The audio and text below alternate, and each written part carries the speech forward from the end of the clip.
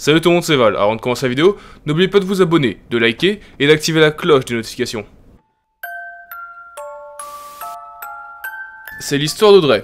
L'histoire que je vais vous raconter s'est passée en septembre 2020. Audrey a une chambre au sein de la résidence au centre du campus. La semaine, elle vivait dans sa chambre. Mais le week-end, elle est rentrée chez elle, chez ses parents. Elle faisait en général 1 heure de train. Mais avant de prendre son train, elle doit d'abord prendre un tram qui dure environ 20 minutes. Elle passe plusieurs minutes à l'attendre à chaque fois. En bref, elle n'a jamais eu de soucis avec son trajet, sauf une seule fois. Ce week-end-là, il y a eu un souci de train. Elle dut prendre le train du samedi matin, très tôt, car il était 6 heures. Arrivée à la gare, elle est arrivée avec 20 minutes d'avance. Du coup, elle a décidé de s'installer dans un coin tranquillement. Et pas loin d'elle, elle voyait 2 jeunes hommes. Un de 20 ans et l'autre d'une trentaine d'années, habillés tous deux avec un sweat à capuche noire. Les 2 hommes ne parlaient pas français, mais Audrey ne prêtait pas trop attention à ces 2 personnes. Du coup, elle décide de sortir son téléphone et jouer dessus. 5 minutes plus tard, l'une des 2 personnes décide d'aller au distributeur pour prendre à manger. 10 minutes plus tard, Audrey relève la tête pour voir ce que font les 2 hommes. L'un est sur son téléphone et l'autre le fixe bizarrement. Audrey baisse directement la tête et regarde son téléphone. Elle se sent très gênée car elle a vu que l'homme la regardait et ça la frustrait énormément. Après ça, elle se lève et se rend à son quai car son train est annoncé. Elle est toujours un peu inquiète et anxieuse, mais en rentrant dans le train, elle se moque un petit peu de sa folie passagère qui est arrivée. Car elle s'est juste dit que c'est juste une coïncidence comme la regardait à ce moment-là. Le dimanche soir, elle reprend le train, mais à cause des problèmes qui est survenu, il y a toujours du retard. Du coup, elle arrive à 18 h à la gare de Grenoble. À l'arrêt du train de la gare, au même moment où elle attend son train, elle voit 3 jeunes hommes se diriger à un abri. Elle se trouve au 3e. Et comme il y a 4 arrêts, 4 abris dans sa gare, les jeunes hommes se décident d'aller au 4e abri. Elle les entend parler et se rappelle vaguement que c'est la même langue qu'elle a entendue le samedi matin. Du coup, elle décide vite fait de lever la tête pour voir qui c'est. Et là, elle reconnaît les 2 hommes sur les 3. Un petit peu plus tard, le groupe des 3 jeunes hommes se disperse. 2 s'éloignent un peu de l'arrêt pour aller chercher quelque chose. L'autre gars qui est resté, c'est celui où elle a croisé le regard samedi matin. Elle trouvait ça un peu gênant, mais ça laisse pas très dérangeant. Surtout, elle se méfiait. Elle ne sait pas pourquoi, mais elle se méfiait de cette personne. Audrey rentre dans le tram. Le jeune homme est juste derrière, pas très loin. Audrey s'installe, se met à sa place. Il n'y a pas beaucoup de monde dans le tram, du coup il y a beaucoup de place. Mais ce que fait le jeune homme, c'est de se mettre juste une place devant elle, en face d'elle, pour bien la regarder. Audrey commence à paniquer, voulait envoyer un message à sa meilleure amie pour lui dire de la rejoindre à l'hôpital et qu'ils finissent le trajet ensemble. Mais elle s'est un peu ressaisie et dit juste que c'était de rien du tout en fait, et qu'elle avait peur pour rien. Audrey s'est levée parce que son arrêt était proche, du coup elle s'est préparée pour sortir. Elle avance et là elle se voit rassurée, car l'homme ne se lève pas, reste assis à sa place. Arrivée devant les portes s'ouvrent, elle tourne la tête par un réflexe, et là elle voit l'homme bondir et sortir du tram. Et là maintenant elle pouvait l'affirmer, l'homme était en train de la suivre. À ce moment-là, Audrey était très parano, et ça ne l'aidait pas beaucoup, car à ce quai-là, il n'y avait presque personne, juste 2 ou 3 personnes au quai d'en face. Et du coup, elle s'est dit qu'elle devait attendre 15 minutes avec cet inconnu qui fait que de la suivre. En attendant, elle décide d'appeler sa mère. Et sa mère lui demande si elle a bien pris son train. Du coup, elle fait genre qu'elle l'a pas pris. Et pour faire passer un message secret à sa mère. Sa mère lui demande est-ce qu'elle va bien. Elle tourne la tête pour voir si l'homme n'était pas là, mais l'homme s'est glissé entre les 2 abris pour pas qu'elle puisse la voir. Du coup, elle commence à crier non très fort. Du coup, sa mère commence à s'inquiéter, il demande est-ce que ça va. Elle commence à parler à voix haute pour que l'homme l'entende et lui dise en gros d'appeler la police ou les secours au cas où si elle fait un malaise, comme la dernière fois. Alors qu'elle n'a jamais fait de malaise. C'est juste pour faire comprendre à l'individu qu'il y aura des témoins si elle fait quelque chose. Non, qu'il y aura des témoins s'il fait quelque chose. Arrivée dans le tram, les communications coupent. Et du coup, elle ne peut plus parler à sa mère. Et du coup, décide de ranger son téléphone. L'homme est debout devant elle, qu'elle n'a plus moins de communiquer, et comme il n'y a presque personne dans le tram, elle se sent en danger. Du coup, elle a une idée, de ne pas s'arrêter à son arrêt, car même si elle arrive à échapper aux mains de cette personne sera à peu près où elle habite. Du coup, elle décide d'attendre jusqu'à l'arrêt d'après pour sortir et lui échapper. Elle ne sait pas encore comment faire, mais elle va aller à l'improviste. Arrivée à l'arrêt où elle voulait descendre, elle ne s'est pas placée devant les portes comme elle faisait d'habitude. Elle a attendu que le signal des portes allait se fermer. Et dès qu'elle a entendu le signal, elle s'est dépêchée de courir avec sa valise dans les mains.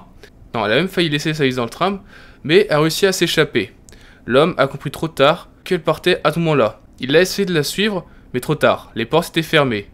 Il criait de rage. Il frappait contre les portes. Elle ne s'est pas attardée sur la trame. Elle est directement partie jusqu'à chez elle. Arrivée chez elle, elle a immédiatement son téléphone en charge et a appelé ses parents et son ami pour lui dire qu'elle a réussi à s'en sortir et qu'elle n'a plus de quoi s'en faire. Après cette histoire, elle n'a plus jamais rencontré cette personne. Mais elle sait que comme elle est dans une grande ville, ça n'arrive pas qu'à elle et ça peut arriver à tout le monde. Depuis ce jour-là, elle est devenue extrêmement vigilante et fait gaffe à tout ce qui l'entoure. C'est l'histoire de Jeanne. Jeanne est partie en vacances à Londres avec son copain. Ils habitaient à peine 10 km de ça. Ils avaient pris avec eux une tente pour ne pas dormir dans des hôtels en plein milieu de la ville. Enfin bref, faut être en pleine campagne tranquille. Ils ont même pris une cloche avec eux en accrochant sur leur tente, au cas où c'est quelque chose attaque leur tente en plein milieu de la nuit et ils l'entendent, ou même si ils sont assez éloignés. Au moment où ils commencent à installer la tente, ils voient quelque chose au loin, d'assez bizarre. Enfin bref, ils n'arrivent pas vraiment à distinguer ce que c'est. Elle demande à son copain pour voir s'il l'a vu, mais il n'a rien remarqué. Bref, elle passe outre de ça et continue à monter la tente. Arrivé le soir, ils déjeunent au coin du feu. Ils font gaffe bien sûr de rien crème aux alentours, ils font un feu de camp sécurisé. Après avoir fini de manger, ils installent la cloche au-dessus de la tente, puis partent se coucher. Au plein milieu de la nuit, ils entendent la cloche bouger, et Jeanne du coup réveille directement son copain. Pour faire peur à la chose qui s'était approchée de la tente, Jeanne crie « Rendez-vous, on a une arme ». Il distinguait une forme assez humanoïde, donc il savait que c'était une personne. Au début, Jeanne pensait que l'homme l'avait pas entendu, car il réagisse pas. Puis d'un coup, il sort, « Eh ben tirez, allez-y !» Je suis sûr vous avez pas le cran. Le copain de Jeanne décide de sortir et parler avec cet homme. Jeanne les rejoint, et les deux hommes commencent à s'embrouiller, et commencent à se battre. Puis d'un coup, l'homme commence à sortir un couteau de sa poche, et commence à agresser le copain de Jeanne avec. Il tente plusieurs fois de le poignarder, mais il n'arrive pas. Mais au bout d'un moment, le copain de Jeanne n'a pas réussi à esquiver, et se prend un coup de couteau au niveau du rein. Il est à terre. Jeanne crie et part en courant. Elle part au plus loin dans la forêt. Et elle entend l'homme qui a poignardé son copain lui courir après. Et il entend deux autres personnes arriver aussi. Elle entend aussi deux autres personnes arriver, mais cette fois-ci avec des chiens. Jeanne sait qu'elle est dans la merde et qu'elle doit courir le plus vite possible. Elle arrive à peu près à échapper à ses trois poursuivants. Elle se cache derrière des arbres et des fougères. Elle voit des lampes qui sont braquées vers elle. Mais les trois hommes ne les voient pas. Du coup, les chiens sont en train de faire les alentours. Elle se cache. Elle commence à avoir peur. Elle n'ose même plus respirer. Les hommes les cherchent partout. Ils ont tous les trois un couteau dans la main et une lampe torche. Et Jeanne sait que si elle bouge, quelqu'un va les entendre, même les chiens va lui sauter dessus. Elle ne sait pas quoi faire. Elle est perdue, elle stresse. Heureusement pour Jeanne, elle a une petite idée en attendant. À côté d'elle, il y avait un caillou. Elle a décidé de le prendre et de le jeter le plus loin possible. Les trois hommes, plus les deux chiens, sont tournés vers le bruit et ont commencé à avancer. Dès qu'ils étaient partis un peu plus loin, Jeanne a commencé à courir. Malheureusement, les hommes les ont entendus. Du coup, ils sont partis vers sa direction et a continué à la suivre. À un moment, elle arrive près d'une rivière. Une rivière avec un fort courant. Du coup, Jeanne ne peut pas la traverser. Elle est prise au piège. Les trois hommes sont là, commencent à avancer vers elle. Les chiens sont lâchés. Elle ne sait plus quoi faire. Soit se battre contre ces trois hommes, mais elle sait qu'elle n'a aucune chance, ou essayer de prendre le courant pour sauver sa vie. Du coup, ce qu'elle décide de faire, c'est de sauter vers la rivière et d'être emportée par le courant. Jeanne ne comprend plus rien. Pour elle, tout tourne en rond. Elle est à moitié en train de se noyer. Elle va bientôt perdre connaissance. La seule chose qu'elle ne savait pas, c'est que 150 mètres plus loin, il y avait un barrage. Du coup, elle devait vite se dépêcher pour sortir de l'eau pour pas se faire écraser sous la pression de l'eau. Les trois hommes savaient qu'il y avait un barrage, du coup ils se sont empressés à courir jusqu'à là-bas pour essayer de la choper. Elle a réussi à se débattre. Elle a réussi à atteindre la terre ferme. Les trois hommes l'ont rattrapée. Les chiens ont réussi à choper Jeanne. et l'ont plaqué à terre. Le chien mord la cheville de Jeanne. Elle hurle, elle a très mal. L'homme se rapproche de Jeanne, et là, elle se réveille dans son lit tranquillement. En fait, tout ça n'était qu'un rêve. Elle a stressé et eu très peur de ce voyage, et du coup elle en a fait des cauchemars. Le lendemain matin, quand elle devait partir avec son copain pour le voyage, Jeanne n'a pas du tout voulu y aller, et du coup ils ont annulé. Au final, Jeanne a fait une crise d'angoisse dans son rêve, ce qui a produit ce cauchemar. J'espère que la vidéo vous aura plu. N'oubliez pas de vous abonner à ma chaîne, de liker et d'activer la cloche des notifications.